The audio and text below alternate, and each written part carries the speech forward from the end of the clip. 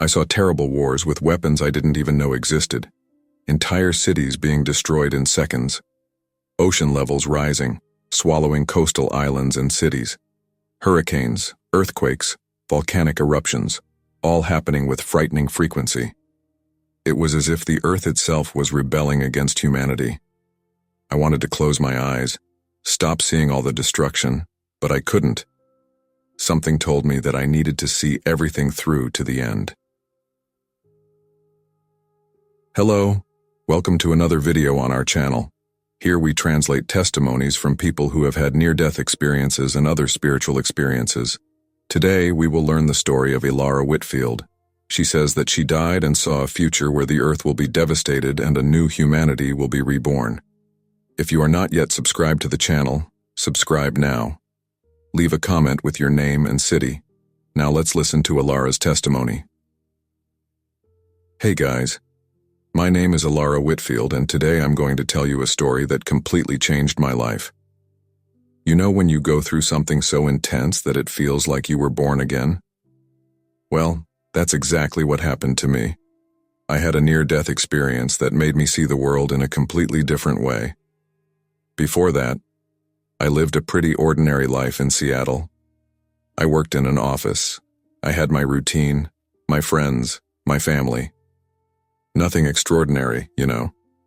But everything changed when I started to feel strange. It was a tiredness that didn't go away, pain in my body that I didn't understand where it was coming from.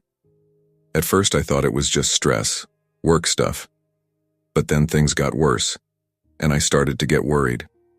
I went to several doctors, did a lot of tests, and no one could figure out what I had. It was a very frustrating period, to be honest.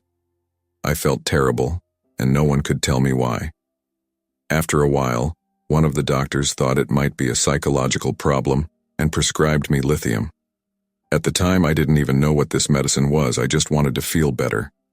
Little did I know that this decision would change everything in my life, and not in a good way, at least not at first. But looking back now, I see that it was the beginning of an incredible journey that led me to discover things about life, death, and the universe that I never imagined existed.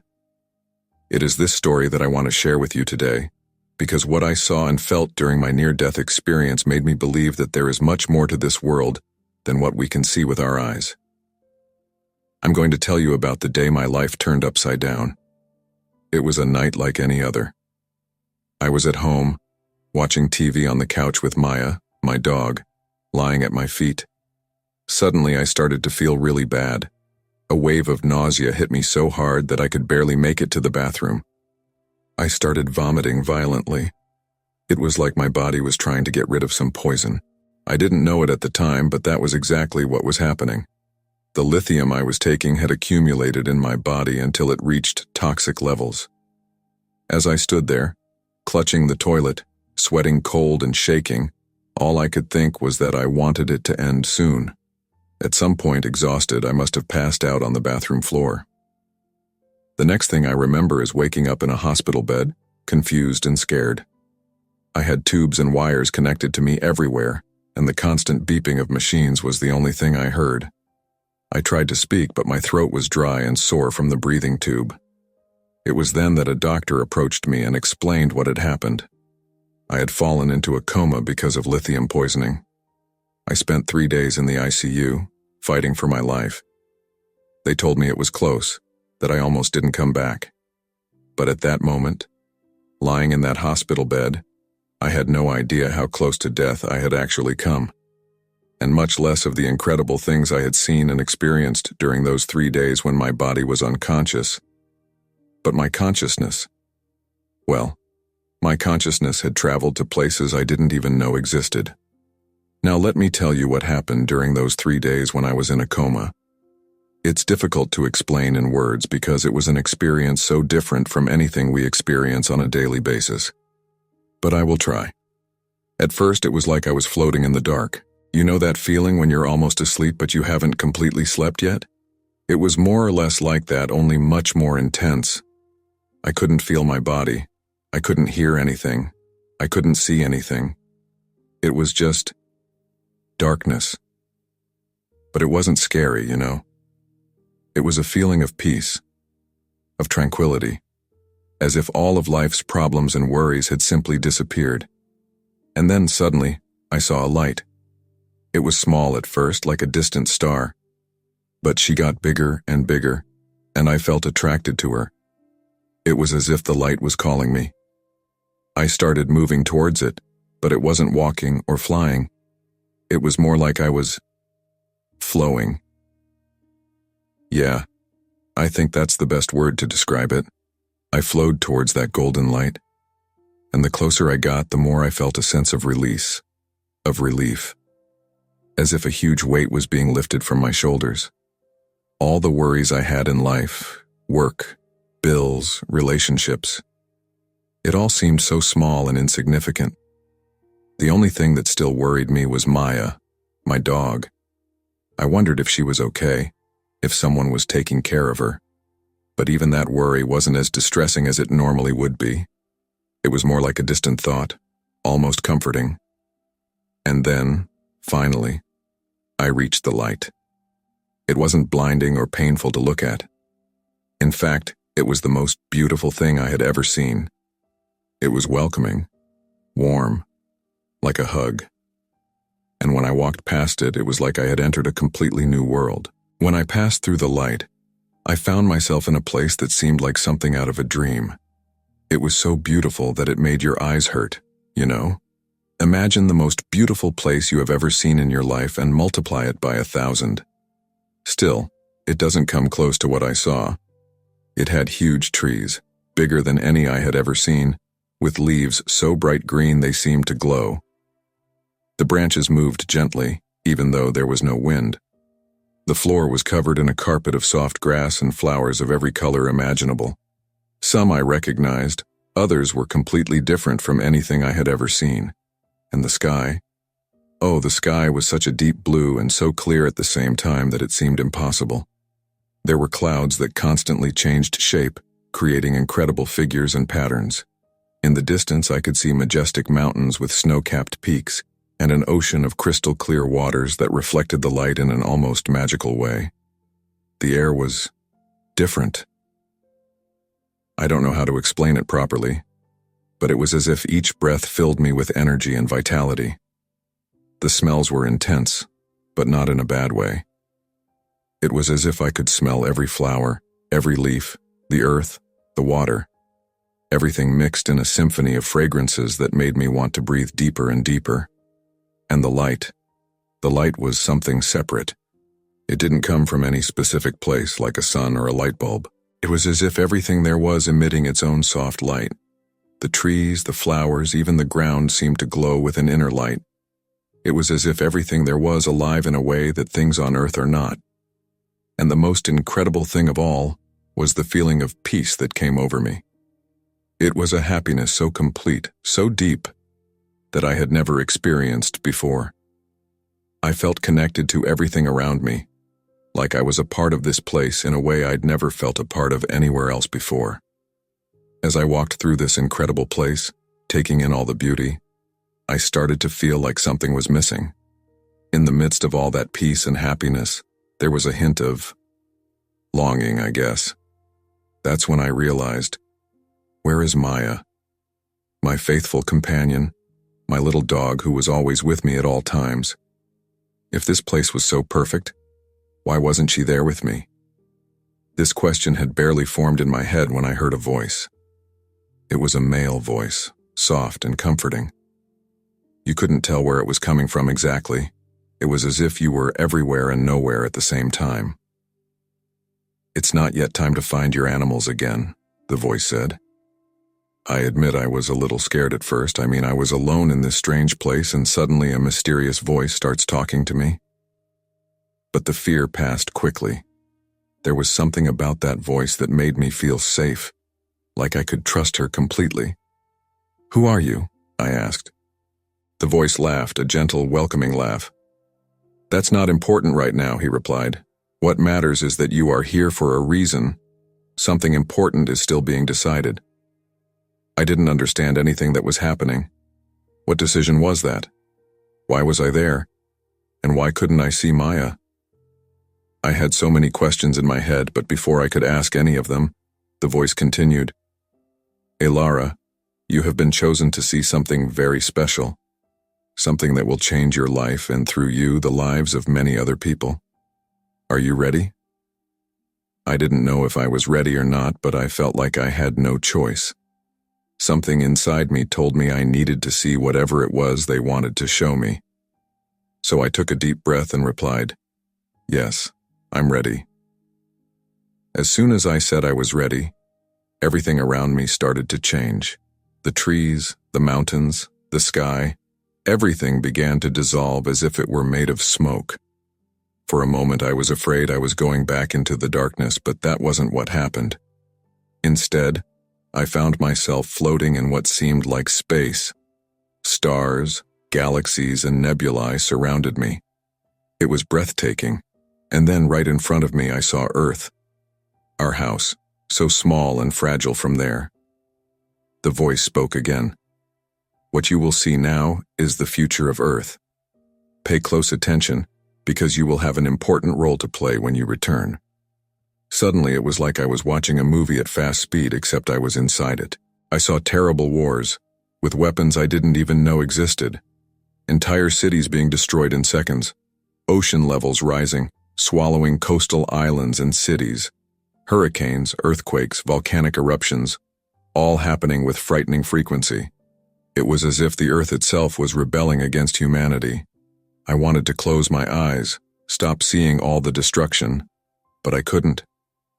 Something told me that I needed to see everything through to the end. And then, just when I thought it couldn't get any worse, something incredible happened.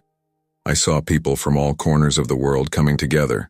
Scientists, spiritual leaders, ordinary people, all working together to rebuild what had been destroyed.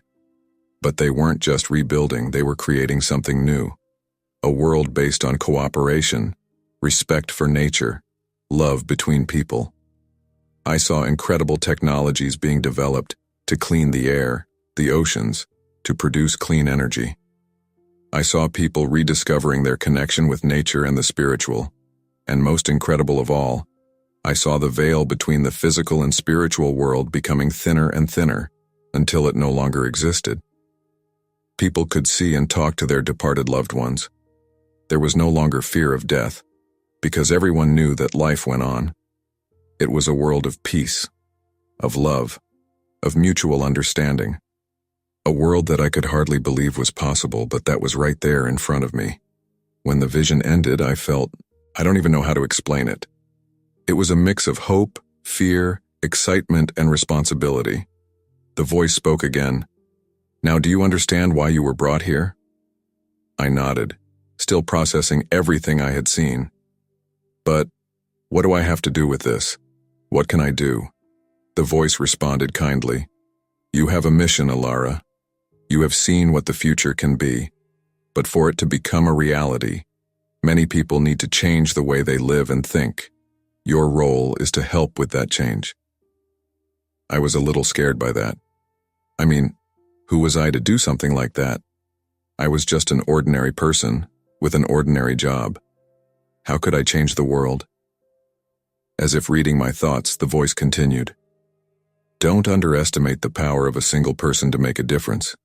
Every act of kindness, every word of hope, every gesture of love counts. You will inspire others with your story, with your new way of seeing the world. And they, in turn, will inspire others. That's how change happens. I still had doubts, of course. 1,000 questions were running through my head. But deep down, I knew the voice was right. I couldn't have seen all that and just gone back to my old life as if nothing had happened. What if I fail? I asked. The voice laughed softly. There is no failure in this path, Lara. Every step you take towards that future, no matter how small, is already a victory. Always remember, you are not alone on this journey. Find strength in the Lord. Trust in the love that binds all things together, and you will find the way. Those words filled me with a courage I didn't know I had. I was still scared, of course, but now I had a purpose, something bigger than myself to fight for. Okay, I said, I accept this mission. But how do I start? What should I do when I get back? The voice replied, start small. Take care of yourself first. Heal yourself. Then look around you. See who needs help. A listening ear. A shoulder to lean on. Share your story with whoever is ready to listen. But remember, not everyone will be ready right away, and that's okay. Respect each other's time. The most important thing is that you live up to what you learned here, in the world. I nodded, feeling a mixture of determination and anxiety. I was ready to go back and start this new journey. But before I could say anything, the voice spoke one last time. It's time for you to return, Alara. Remember everything you saw and felt here. In difficult times, it will give you strength. And don't worry, with Maya, you will meet again one day. With those words, I felt a sudden pull, as if something was dragging me back. The last thing I saw before everything went dark was a flash of Maya, wagging her tail and looking at me with those eyes full of love. And then, everything went dark. Opening my eyes was like emerging from a deep dream. The first thing I noticed was the constant beeping of machines around me. I was back in the hospital, lying in the same bed where I had woken up before my journey began. But now it was different. I was really back. I tried to move, but my body felt too heavy. My throat was dry and I could barely swallow. That's when I heard a familiar voice. Alara, are you awake? It was my sister Emily. She was sitting next to my bed, with deep circles under her eyes and a look of concern that quickly turned to relief. Thank God, she whispered, taking my hand. I tried to speak, but all I could make was a hoarse sound. Emily quickly grabbed a glass of water with a straw and helped me drink some. The icy water running down my throat was like a shock, bringing me even more to reality. I'm going to call the doctor, Emily said, pressing the call button. Within minutes, Dr. Nathaniel Carter entered the room. He looked just as tired as Emily, but his eyes sparkled in a way I couldn't understand at the time. Welcome back, Mrs. Whitfield, he said, starting to check my vitals. You gave us quite a scare. While he took the exams, I tried to organize my thoughts. Everything I had seen and experienced was still vivid in my mind, but it seemed so far removed from the cold, sterile reality of the hospital. Had it been real? Or was it just a dream caused by the medications? Dr. Carter must have noticed my confusion, because he stopped what he was doing and looked me in the eye. Alara, he said softly, you've been in a coma for 3 days. There were times when we thought we wouldn't be able to bring you back, but you're a fighter. 3 days. The same time I had spent in that other place. Coincidence? I was not sure. What I knew was that, real or not, the experience I had changed something in me. And as I looked at Emily and Dr. Carter, I felt a rush of gratitude and love that I had never felt before. I was back, and there was a lot of work ahead. The days that followed my awakening were a true test of patience and perseverance. My body had been through trauma and needed time to recover. At first, I could barely sit up in bed without help. Every movement was an effort, and I got tired easily. But every day I got a little stronger. The doctors and nurses were amazing, always encouraging me and celebrating every little progress. Emily practically moved into the hospital, staying by my side the entire time. She helped me with simple exercises, read to me when I was too tired to hold a book, and kept me company on long, sleepless nights. It was during one of these nights that I finally had the courage to tell her about my experience. I was afraid she would think I was crazy, but to my surprise, Emily listened attentively and without judgment. When I finished, she held my hand and said, I don't know if I believe in life after death or near-death experiences, Alara, but what I do know is that you came back different. There's something in your eyes, a piece that I've never seen it before. Your words gave me the courage to share my story with Dr. Carter, too. He listened with professional interest, but I could see that something in my report touched him personally. You know, Alara, he said after I finished, I've heard similar stories from other patients who've had near-death experiences. Each one is unique, but they all have something in common. People come back transformed, with a new perspective on things. Life. He paused, as if considering his next words. As a doctor, I cannot scientifically explain what you experienced. But as a human being, I can say that if this experience brought peace and purpose to your life, that's what really matters. His words comforted me more than he could have imagined. Physical recovery was slow but steady. After 2 weeks, I was released from the hospital, but I still had a long way to go. I spent a month on short-term disability, undergoing physical therapy and readjusting to everyday life. And then came the hardest part, dealing with the emotional trauma of what had happened. On Dr. Carter's recommendation, I started going to therapy. It was an intense 10 months, unearthing fears, facing insecurities, and above all, trying to integrate my extraordinary experience into my ordinary life.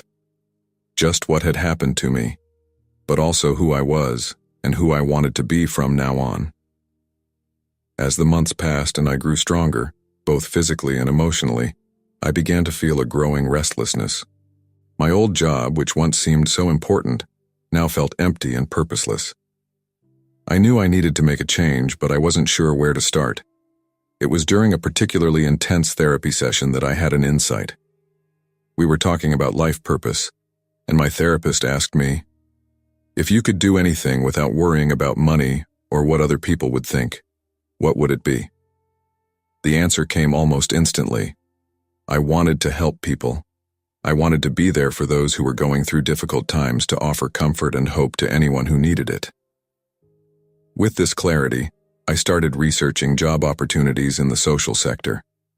That's how I found 2 positions that seemed made for me: social service coordinator at a senior living facility and hospice aide. Both jobs involved dealing with people at vulnerable times in their lives, which is exactly what I felt I needed to do. It wasn't an easy decision. The salary was considerably less than what I was earning before, and many of my friends and family thought I was making a mistake.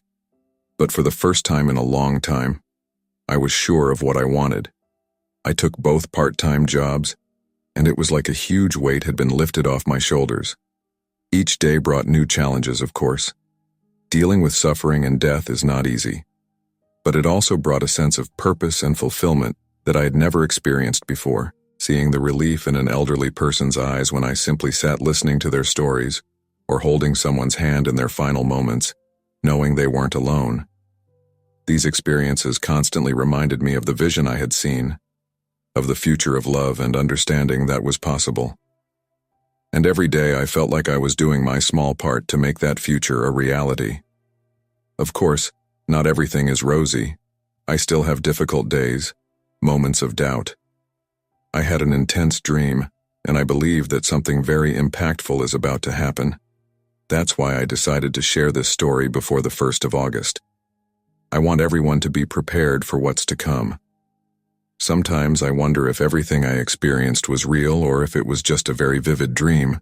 But then I remember the words of that voice. Find strength in the Lord, trust in the love that binds all things together. And that's what I try to do every day. Trust in the love and the connection that we all share. I know that the day when there will be no more barriers between our world and the spiritual world is coming. Until then, I live each day with gratitude, trying to be a little better than I was yesterday. And I know that one day, when my time comes, I will see Maya again.